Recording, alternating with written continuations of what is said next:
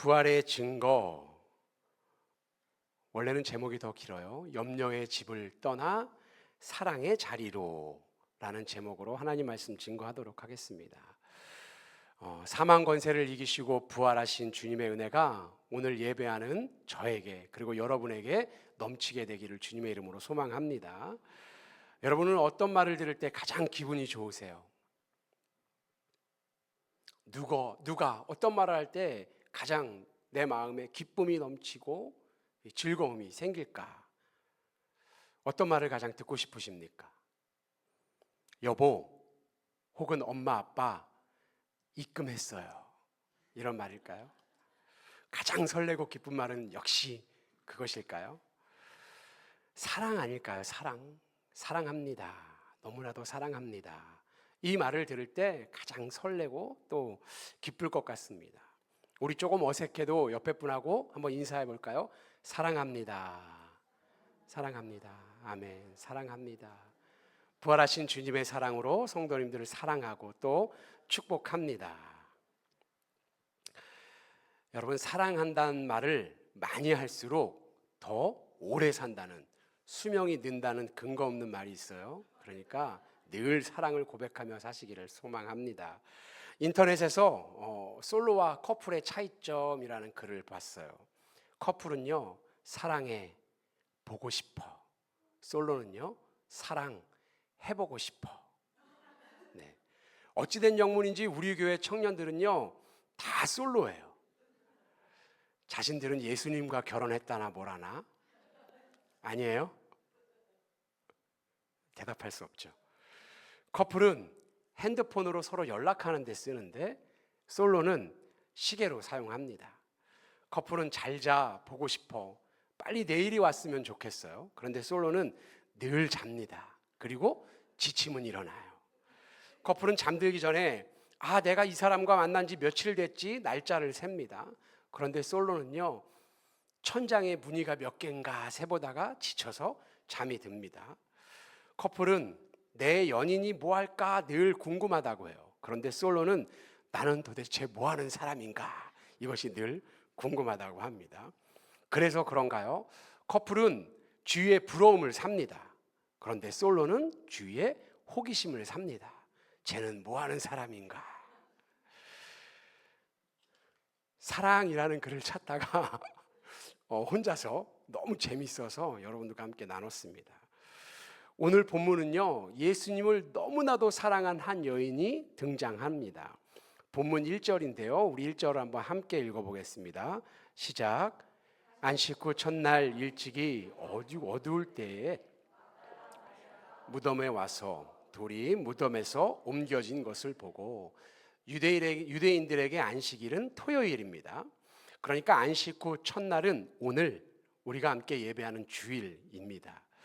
예수님은 안식일 전날 돌아가셨습니다. 유대인들은 안식일에는 일을 해서도 안 되고 이동도 굉장히 좁게 제한됩니다. 그래서 안식일이 오기 전에 예수님을 빨리 장사 지내야 했습니다. 급하게 세마포로 말아서 이 무덤에 놓아둘 수밖에 없었어요. 누가복음 24장 1절을 보면 그녀들이 안식일이 끝난 후 가장 빠른 시간에 예수님의 무덤을 찾아간 이유가 언급되고 있는데 이렇습니다. 안식 후 첫날 새벽에 이 여자들이 그 준비한 향품을 가지고 무덤으로 가서라고 말합니다.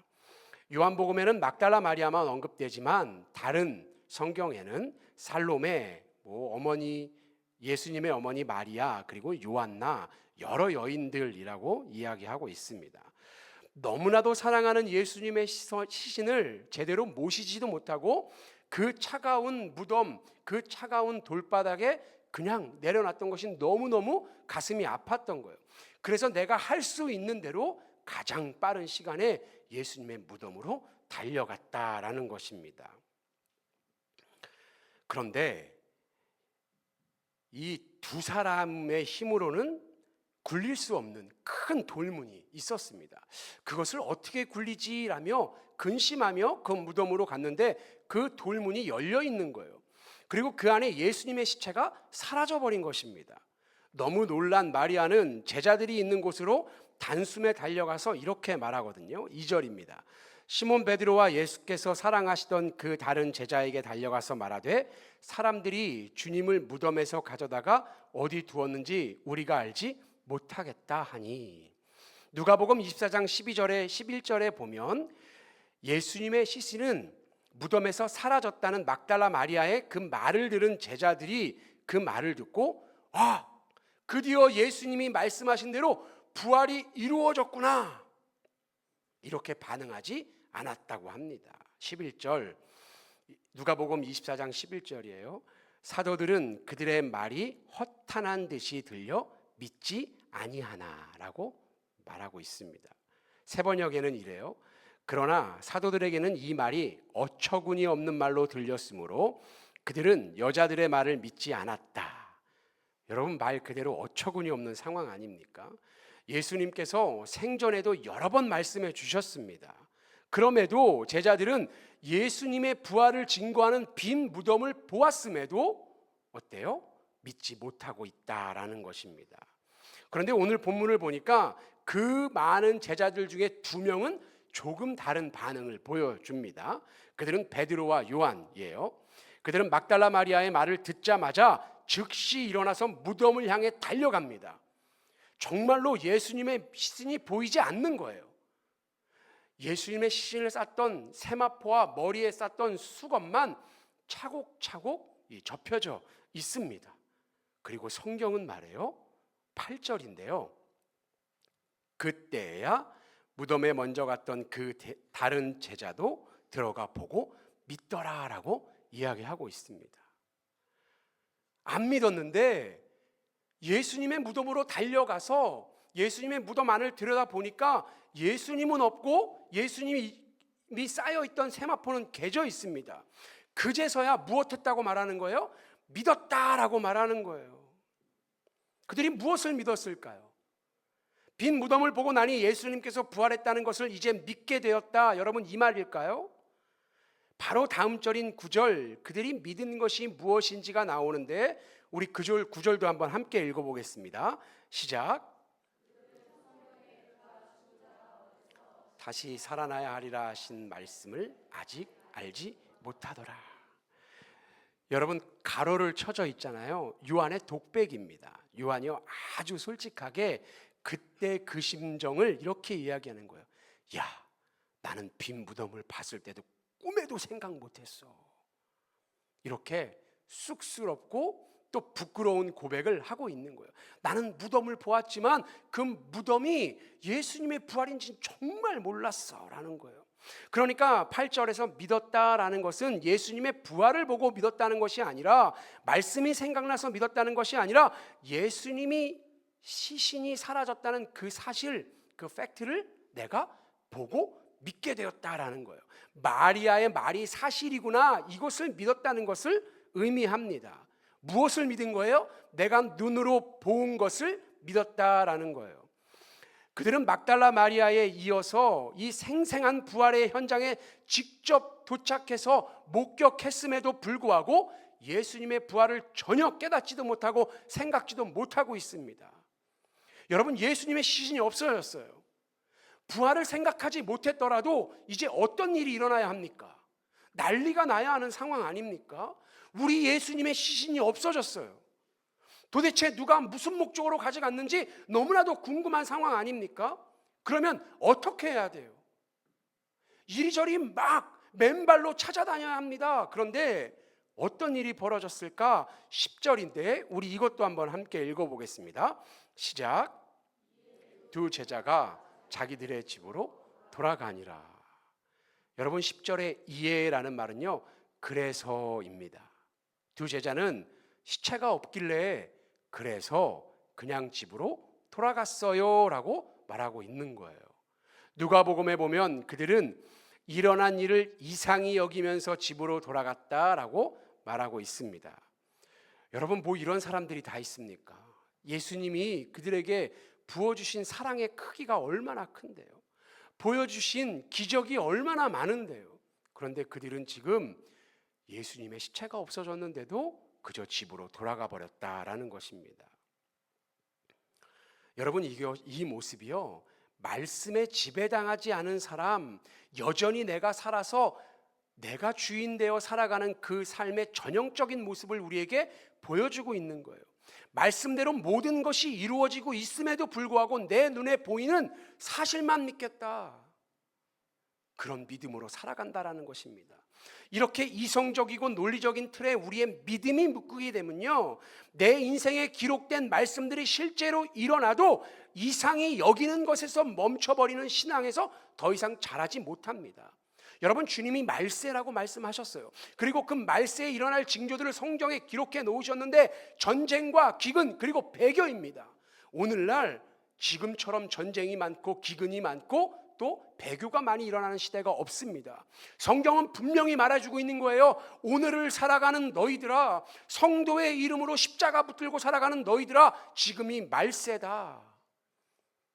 그럼에도 불구하고 내가 나를 너무 사랑하면요, 저 마지막 때가 아니라 오늘 내가 살아가는 세상살이에 급급해서 주님의 말씀을 다 잃어버리고 말세구나 그러면서 이상하고 신기하게 여겨요. 말씀대로 이루어졌구나 신기하게 여깁니다. 그런데 곧 집으로 돌아가 내가 살아갈 걱정만 하며 살아가게 된다라는 것입니다. 여러분, 제자들은 왜 급하게 집으로 돌아갔을까요? 전 이게 너무나도 궁금했습니다. 그런데 곰곰이 생각해 보니까 예수님은 왜 로마의 가장 처참한 형벌인 십자가에 달려 죽으셨어요? 유대인 지도자들이 예수님을 이스라엘의 희대의 사기꾼으로 만들어 버린 거예요. 하나님을 모독한 죄인이 되어서 죽은 상태입니다. 유대인들이 예수님을 죽이고 나서 여러분 무엇을 할까요? 저 잘못된 진리에 현혹된 예수의 제자들을 잡아 죽여야겠다, 그들도 내가 죽여야겠다, 이렇게 생각하지 않았을까요? 그러니까 이스라엘에 있는 모든 종교 지도자들은 제자를 찾기 위해서 현안이 되어 있는 상황입니다. 그들에도 이 죄를 물어야 해. 그래서 꽁꽁 숨어 있는 그런 상황이더라는 거예요. 그런데 이런 시기에 예수님의 시체가 없어졌어요. 지금 잘못 처신하면 안식일에 부정한 시체를 만졌다는 그 율법, 그 정도로 끝나는 것이 아니라 하나님을 모독하고 비참하게 죽어버린 예수님의 시체를 훔친 죄까지 모두 자신들이 뒤집어 써야 할 누명을 쓰게 될 상황에 놓여 있는 거예요. 여러분, 그 상황이요, 길지 않은 시간에, 그 잠깐의 시간에 딱 캐치가 됐다라는 거예요. 본능적으로, 야, 이러다 나도 예수님처럼 허무하게 죽겠다, 이런 생각이 우리 마음에 들어오자 집으로 바쁘게 돌아갈 수밖에 없었다라는 거예요. 여러분, 10절에 두 제자가 자기 집으로 돌아갔다, 이 말을요, 우리가 원어로 보면 자기들이 있던 곳으로 돌아갔다입니다. 이 말은 단순히 물리적인 집만을 의미하는 게 아니라 내 원래 생각, 예수님을 알기 그 전의 생각, 예수님을 알기 그 전의 삶의 방식으로 내가 돌아가기를 선택했다라는 거예요.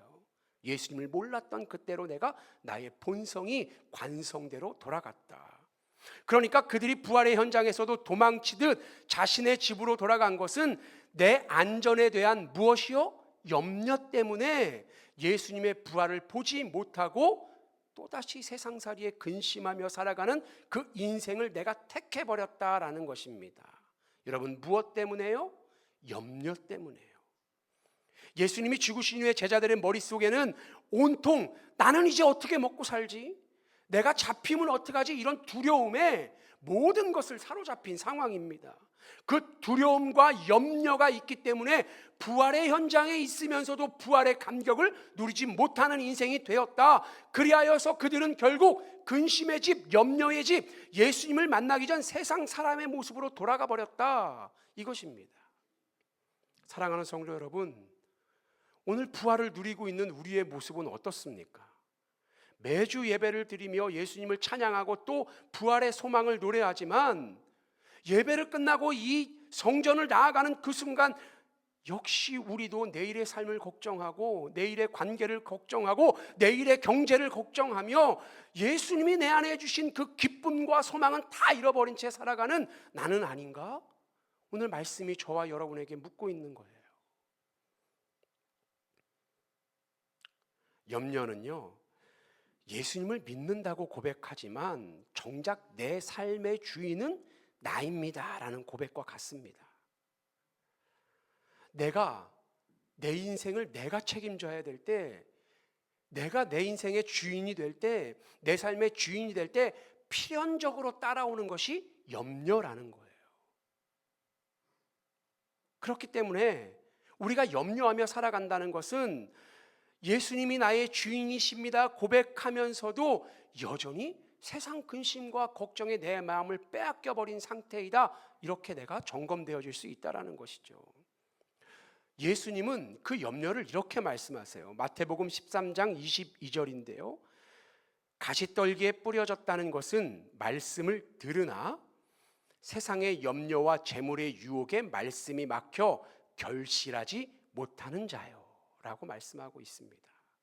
그들은 왜 부활의 증거인 빈 무덤 앞에서도 근심하고 염려하며 집으로 돌아갔는가? 말씀을 잃어버렸기 때문이라는 거예요. 말씀을 빼앗겨 버렸기 때문이라는 거예요. 그 말씀을, 내 안에 부음받은 그 말씀을 잃어버리고 나니까 세상살이에 대한 걱정에 다 마음을 빼앗겨 버렸다. 그러니까 여러분, 그래서 말씀 잃어버리면 다 잃어버린 것입니다 라고 설교하는 것입니다. 3년 동안 예수님을 죽도록 따랐습니다. 죽었던 야이로가 어떻게 살아나는지 거기서 내가 목격했어요. 나사로의 부활도 경험했습니다. 그러나 정작 진짜 내가 믿음이 드러나야 할, 내 실력이 드러나야 할 그 자리에서는, 증명의 자리에서는 어김없이 위기가 닥치자 그들은 주님의 약속보다 내 안전을 먼저 계산하게 되었다는 것입니다.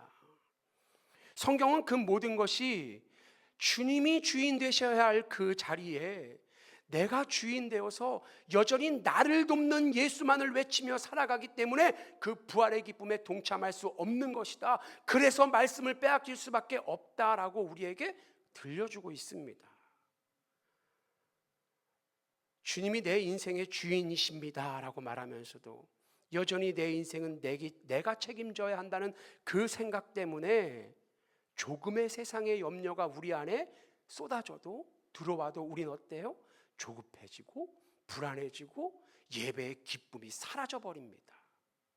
그리고 여전히 어둠 속에 머물러 우울하게, 왜 나는 안 되는 거야? 왜 나는 남들보다 뛰어나지 않은 거야? 내가 이렇게 노력하고 예배하는데, 이러면서 그 모든 탓을 주님께 돌리는 우리 모습이 있다라는 거예요. 여러분, 솔직히요, 저도 염려하며 살아갑니다.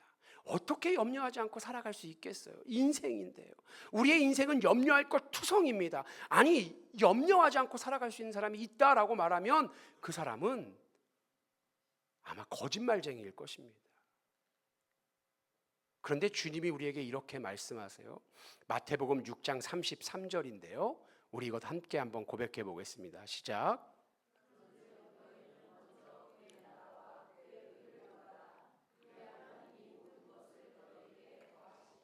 아멘. 여러분, 이 말씀을 우리가 조금 오해해서 곡해해서 듣잖아요. 그러면 이렇게 들려요. 야, 세상 걱정 근심 그거 다 쓸데없어. 오직 나의 나라만 을만 구해. 그러면 돼.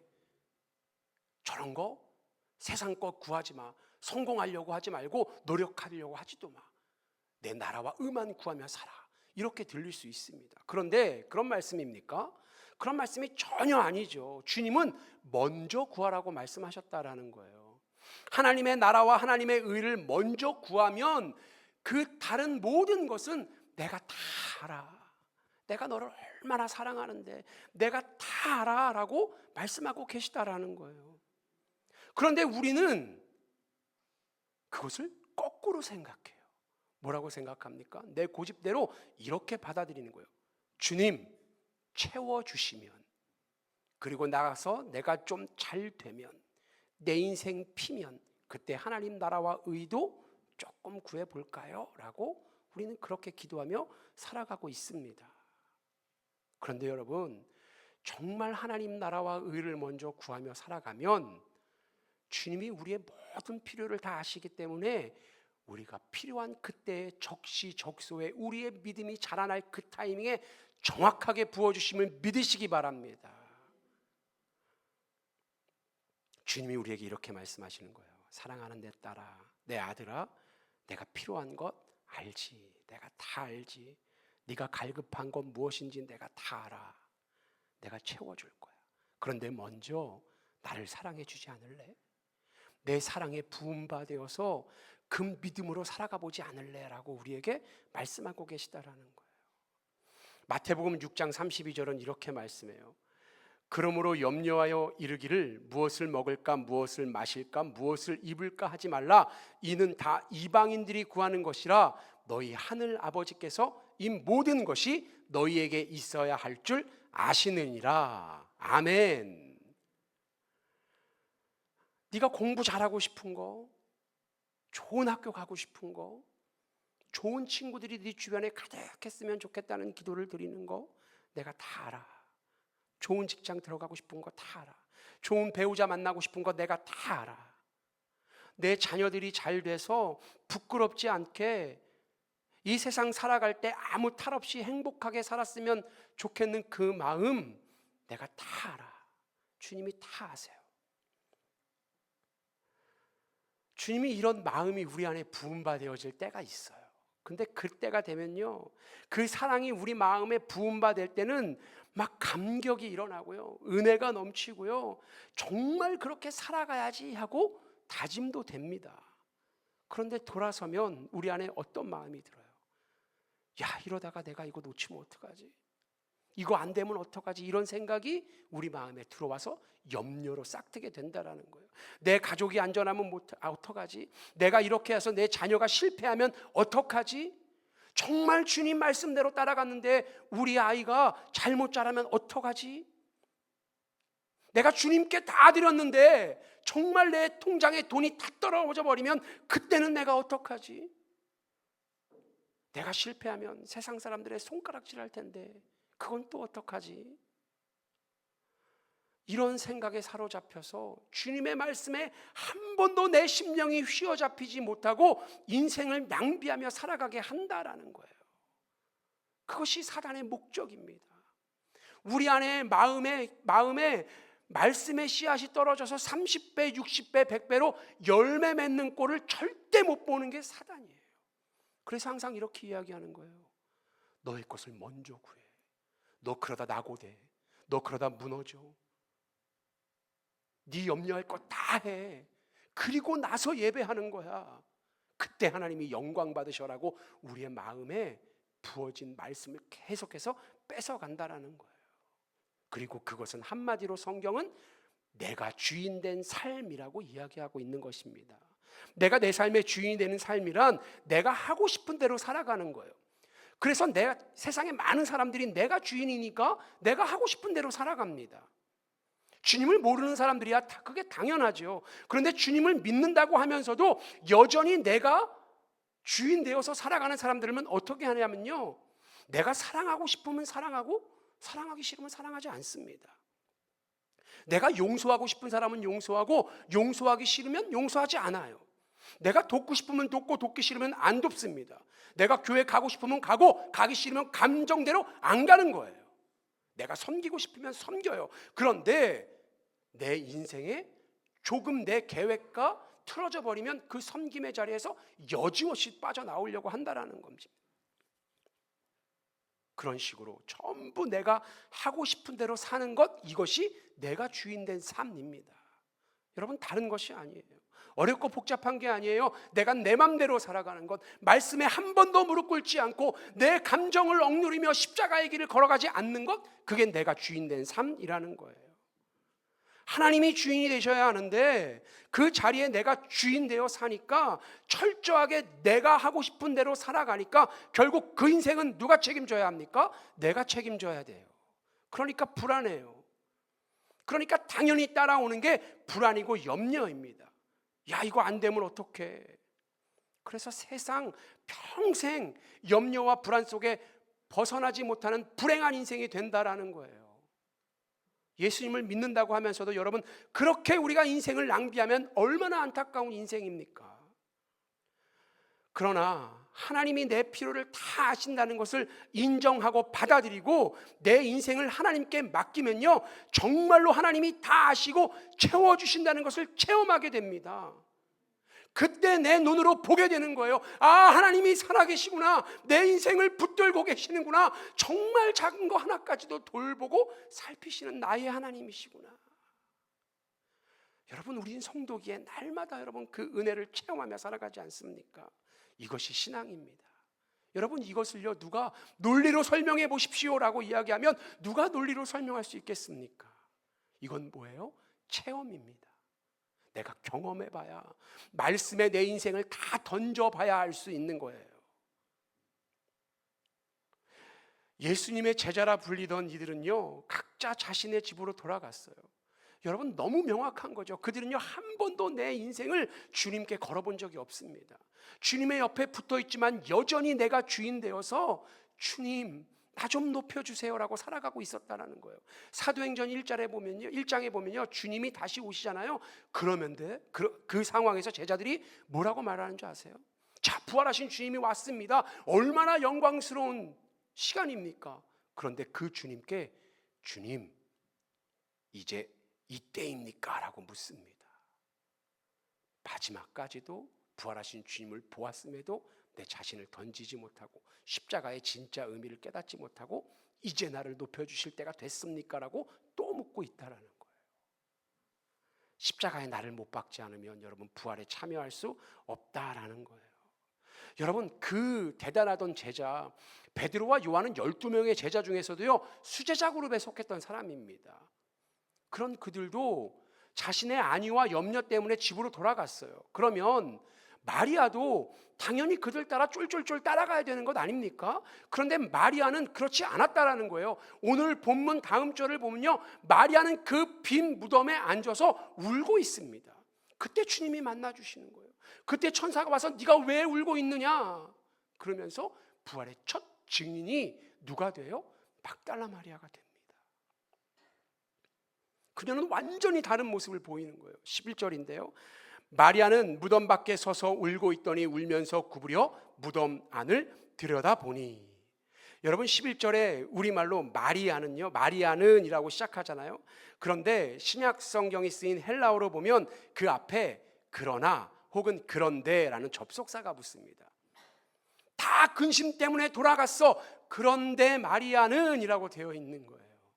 그런데 마리아는 돌아가지 않고 그곳에서 울고 있었다. 여러분, 왜 막달라 마리아는 자기 집으로 돌아가지 않고 여전히 그 빈 무덤에 앉아서 울고 있을까요? 예수님이 시체가 없어진 것을 보고 울고불고 했잖아요, 마리아도. 그러니까 지금 부활을 완벽하게 믿고 있는 상태가 아니에요. 그냥 내가 너무 사랑하는 그 예수님의 시체가 없어져서 그래서 울고 있는 상황이더라는 거예요. 완전한 믿음이 아니었습니다. 성경은 이 마리아와 제자들의 극명한 반응을 의도적으로 배치해 놓고 있어요. 대체 제자들과 마리아의 어떤 차이점을 이야기하고 싶었던 것인가? 십자가를 넘어서 부활을 바라보는 믿음도 이 두 가지의 분류가 있다라고 우리에게 말해주고 싶은 거예요. 그런데 여러분, 그 차이는 극명합니다. 아주 명확해요. 제자들은 나를 사랑해서, 내 자신을 너무 사랑해서 예수님을 떠나갈 수밖에 없었고, 마리아는 어때요? 예수님을 너무나도 사랑했기 때문에 끝까지 떠나지 못했다. 여러분, 그것이 그 차이의 전부입니다. 예수님이 부활하시던 안 하던 마리아는요, 예수님께서 나에게 지금까지 부어주셨던 그 사랑, 그 감격을 잊을 수가 없었어요. 그래서 능력 없이 십자가에 달려 죽으신 예수님을 바라보면서도 떠날 수 없었습니다. 예수님이 죽으신 다음에 부활하신 것을 알지 못했음에도 예수님의 그 죽으셨던 그 자리를 떠나지 못했습니다. 무엇 때문에요? 사랑 때문에요. 여러분, 그 사랑이 있었기 때문에 불완전한 믿음이 있었음에도 불구하고 부활의 첫 증인이 되었다는 것을 믿으시기 바랍니다. 주님이 부활하시든 안 하든 시신이라도 찾아야겠다는 그 간절함, 십자가에서 나를 위해 피 흘리신 그 사랑이 너무나도 커서 그 십자가 위에서까지, 십자가를 지시면서까지 나의 안위를 걱정하시며 나를 위해 기도하신 그 주님의 사랑이 너무나도 감격되어서 계산기를 두드릴 그 겨를도 없이 그 자리에 그냥 머물러 있는 것, 여러분, 이것이 성경은요 자기 부인이다라고 이야기하고 있습니다. 이것이 자기 부인입니다. 나보다 예수님을 더 사랑하는 것. 우리가 사랑하는 두 사람이 만났어요. 그러면요, 사랑하는 사람을 위해 못해줄 것이 무엇이 있습니까? 계산기 두드리고 내가 이만큼 해줬으니까 넌 이만큼 해줘야 돼. 이건 사랑 아니잖아요. 이건 거래잖아요. 그런데 나의 모든 것을 다 줘도 아깝지 않은 그것을 사랑이라고 이야기하고, 이것이 자기 부인이라는 거예요. 자기 부인은 결국 사랑으로 귀결됩니다. 주님을 너무 사랑해서 내가 원하던 것, 나의 안전, 나의 편리, 나의 성공, 나의 영광보다 주님이 계신 그곳을 더 소중히 여기는 마음, 이것이 부활의 증거임을 여러분 믿으시기 바랍니다. 그래서 오늘 예배하는 저와 여러분은 부활의 증인인 줄 믿습니다. 여러분, 오늘은 이제 예배를 드렸습니다. 이제 우리는 어디로 돌아가야 할까요? 예배가 끝나면 다시 내일 어쩌지? 그 월요일날 그 인간의 얼굴을 내가 또 어떻게 보지? 내가 어떻게 먹고 살지? 걱정하면서 제자들처럼 또다시 염려의 집으로 돌아가시겠습니까? 아니면 비록 내 상황은 조금 막막할지라도 주님을 향한 그 사랑 때문에 그 자리에 머물러 있던 마리아처럼 사랑의 자리에 머물며 말씀을 가까이 하고 나를 위해 기도하시고 중보하시는 그 주님을 위해 내가 기도하며 주님의 은혜를 구하는 자리에, 지금 내가 고난을 받는 것도 주님의 영광을 위해서, 그리고 내가 나를 성장시키기 위한 주님의 사랑의 과정이다라고 믿으며 그 사랑의 자리에, 말씀의 자리에 머물러 계시겠습니까? 여러분, 부활의 증거는 이 무덤의 돌문이 열린 것뿐만이 아닙니다. 내 마음을 짓눌렀던 염려의 돌문이 열리는 것, 그것이 부활의 증거입니다. 그 자리에 주님의 사랑이 채워지는 것이 진짜 부활의 증인, 우리의 삶인 것을 여러분 믿으시기 바랍니다. 이제 내가 내 인생의 주인으로 다된 것들 다 내려놨으면 좋겠어요. 주님, 내가 주님보다 내 자신을 더 사랑해서 근심하고 불안해했습니다.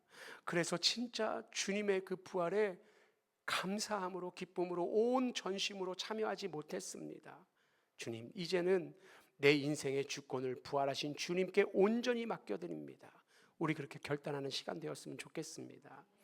우리가 주님을 주인으로 모시고 마리아처럼 조건 없이 사랑하며 나아갈 때, 여러분, 우리 삶의 모든 결핍이 주님을 책임져 주실 줄 믿습니다. 그리고 이번 한 주간 이제는 염려의 집이 아니라 부활하신 주님과 함께 승리하시는 복된 인생 살아가는 저와 여러분이 되기를 주님의 이름으로 축원합니다. 기도하겠습니다. 사랑의 주님, 사망 권세를 깨뜨리고 부활하셔서 우리에게 산 소망이 되어주시니 감사합니다. 우리는 때때로 입술로는 부활을 노래하면서도 십자가 지신 주님을 끌고 가며 주님 예배가 끝나면 다시 내가 주인 된 자리에 염려의 집으로 돌아가기 바빴던 연약한 자였음을 고백합니다. 그러나 이 시간 이제는 주인 노릇하던 내 자아를 십자가에 못 박습니다. 그리고 부활하신 주님을 내 심령 가운데 온전히 모십니다. 내 필요를 다 아시는 하늘 아버지를 신뢰하며 이제는 내가 하고 싶은 대로 사는 삶이 아니라 주님이 기뻐하시는 삶을 선택하며 살아가게 하여 주옵소서. 우리를 짓눌렀던 경제적인 염려, 자녀에 대한 걱정, 미래에 대한 불안을 부활의 빈 무덤 안에 다 던져두고 오직 주님과 함께 승리의 길을 걷게 하여 주옵소서. 우리를 끝까지 사랑하셔서 부활의 영광을 보게 하신 예수 그리스도의 이름으로 기도드립니다. 아멘.